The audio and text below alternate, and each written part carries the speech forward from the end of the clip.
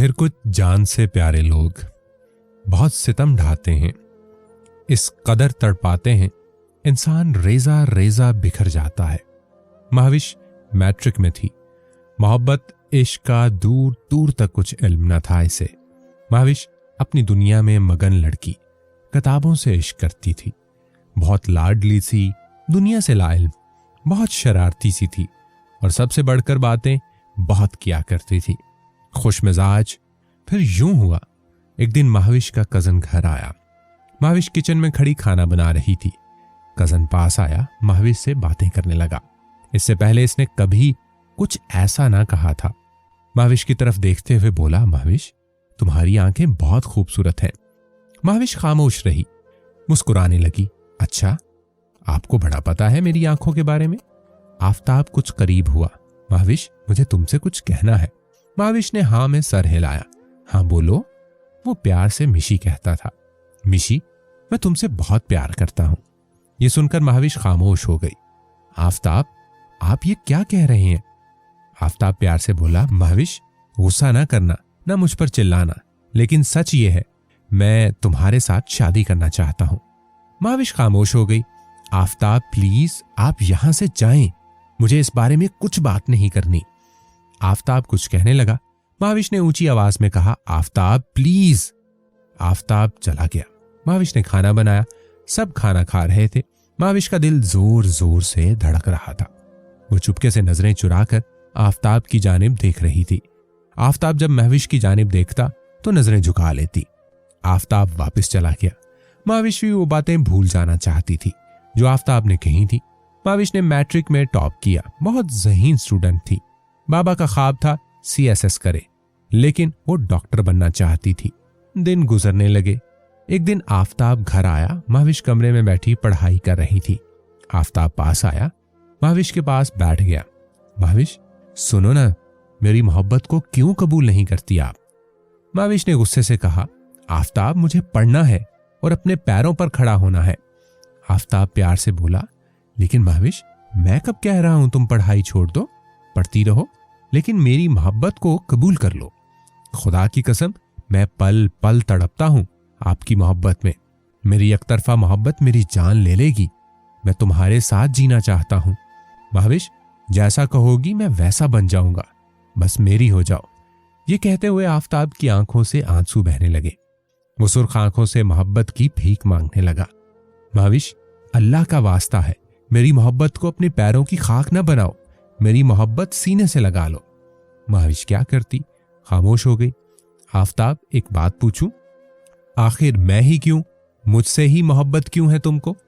आफताब ने आंसू साफ किए, फिर आहिस्ता से बोला, महाविश न जाने कब और कैसे ये हुआ, बस तुमसे इश्क कर बैठा हूं। अब जो तुम नहीं मेरे लिए, ये दुनिया बेरंग है। महाविश ने किताब बंद की, फिर प्यार से बोली, मुझे पढ़ने तो दोगे ना, मुझे कभी अपनी अना के पाबंद तो नहीं करोगे? आफताब प्यार से बोला, महाविश मेरी हो जाओ, आफताब आपकी खुशियों के लिए सब कुछ कर जाएगा। महाविश ने हाथ आगे बढ़ाया। आफताब मैं मोहब्बत करने वाली लड़की नहीं हूं, लेकिन तुमने मुझे मोहब्बत पर मजबूर किया है। ये हाथ थाम लो तो फिर कभी साथ छोड़कर ना जाना। आफताब मुस्कुराया। आफताब कुर्बान जाए, मर तो सकता है लेकिन महाविश से जुदा नहीं हो सकता। ये पहला एहसास मोहब्बत का, जो आफताब के समंदर में खुद को डूबता महसूस कर रही थी महाविश। आगाज मोहब्बत हुआ तो उन्होंने एक दूसरे का हाथ थाम लिया। फिर राब्ता फोन पर होने लगा। वो सारा दिन बातें करना, न भूख लगना, न नींद का आना, एक दूसरे का इंतजार करना। महाविश को रफ्ता रफ्ता एक मर्द लाहिक हुआ जिसे इश्क कहते हैं। महाविश इश्क में मुब्तला हो गई। इसे आफताब के सिवा अब न कुछ दिखाई देता था। सांसों में आफताब था, धड़कन में आफताब, तस्बीह के हर दाने दाने पर आफताब। आफताब मेरी जान, कितनी बार कहा है आपको, ज्यादा टाइम ऑफलाइन ना रहा करो, यूं लगता है मेरी जान निकल जाएगी आपके बिना। सांस रुकने से लगी।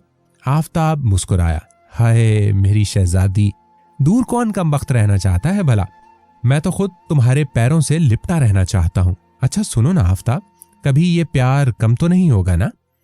आफताब मोहब्बत भरे अंदाज में बोला, महाविश जब मोहब्बत होती है ना, फिर उस मिकदार में इजाफा होता जाता है और जब कहीं मोहब्बत की कश्ती डगमगाने लगे और किसी एक की तरफ से भी मोहब्बत में कमी आ जाए तो समझ जाना चाहिए या तो मोहब्बत में मिलावट है या मोहब्बत में जुदाई का वक्त आन पहुंचा है।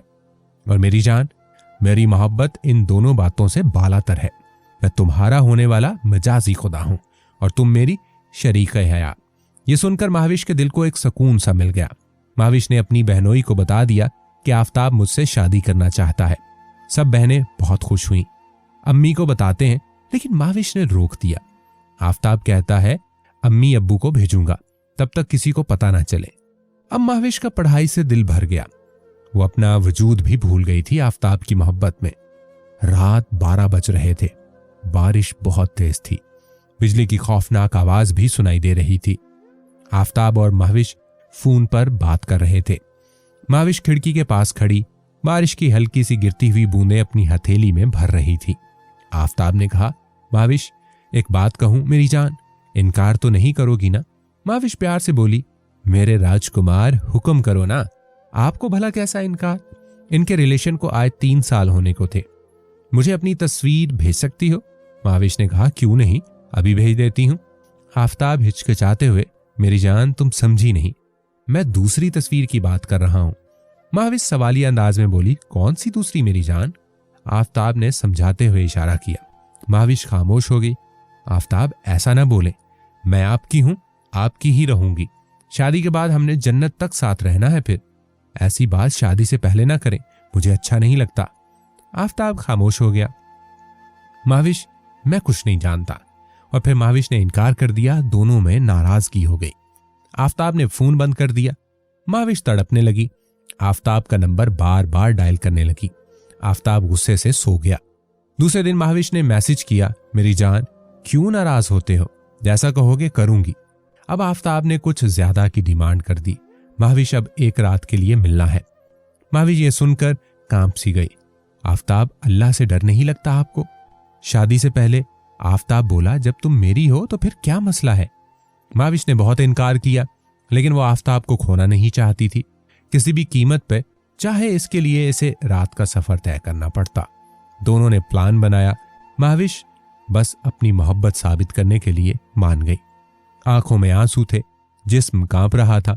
हाथ जोड़ लिए आफताब के सामने, आफताब ये जुल्म ना करो। लेकिन आफताब कहां सुन रहा था। और फिर महाविश का दामन दागदार हो गया। महाविश कई दिन तक खामोश सी रही। इसका दिल जलता रहा इस गुनाह से। वो सर झुकाए, खुद से नजरें चुराती, मैंने ऐसा क्यों किया? लेकिन फिर ख्याल आया, कोई बात नहीं, बीवी इसकी ही बनूंगी। आफताब अब रिश्ता भेज दो ना मेरी जान। आफताब प्यार से बोला, महाविश बस 1-2 दिन तक रिश्ता लेकर आएंगे अम्मी अब्बू। महाविश, जानती हो मैंने प्लान कर लिया है, हम शादी के बाद मदीने जाएंगे। मक्का की फिजा में हम उम्रा करेंगे, हाथ में हाथ थामे सुनहरी जालियों का नजारा देखेंगे। महाविश बहुत खुश हुई थी। हाय मेरे शहजादे, अब बस जल्दी से शादी का कुछ करो। महाविश बहुत खुश थी। वो खुशी से झूम रही थी। आफताब कह रहा है, बस 2 दिन तक रिश्ता लेकर आएंगे अम्मी अब्बू। शाम का वक्त था। महाविश खाना बना रही थी। घर में अम्मी बता रही थी, अपने आफताब का रिश्ता हो गया है। महाविश कुछ समझ नहीं पा रही थी। महाविश पास आई, अम्मी किस आफताब का? अम्मी ने बताया, तेरी फुफ्फो का बेटा आफताब, इसका रिश्ता हो गया है। आफताब का रिश्ता? आफताब ने धोखा दिया था। महाविश बेजान सी हो गई, खामोश सी, साकित। वो बेहोश हो गई। अम्मी हैरान थी, क्या हुआ मेरी लाडली को? जल्दी से डॉक्टर के पास ले गए। डॉक्टर ने चेकअप किया, कहने लगा, आपकी बेटी तो बिल्कुल ठीक है। फिर न जाने ऐसा क्या हुआ, कौन जानता था, किसी ने इसे जिंदा जलाकर राख में बदल दिया था। महाविश ने खाना पीना छोड़ दिया। हिम्मत भी न थी आफताब से पूछती, आखिर क्यों? आफताब लालची निकला। अपनी फुफ्फो की बेटी से शादी कर रहा था, जो माँ बाप की इकलौती औलाद थी और करोड़ों की मालिक थी। बहनों ने बहुत समझाया महाविश को, भूल जा इसे, वो था ही बुरा इंसान। महाविश कांपती आवाज में बोली, मेरी पाकीज़गी, मेरे ख्वाब, मेरे अरमान, मेरे जज्बात, 4 साल तक वो मुझसे खेलता रहा।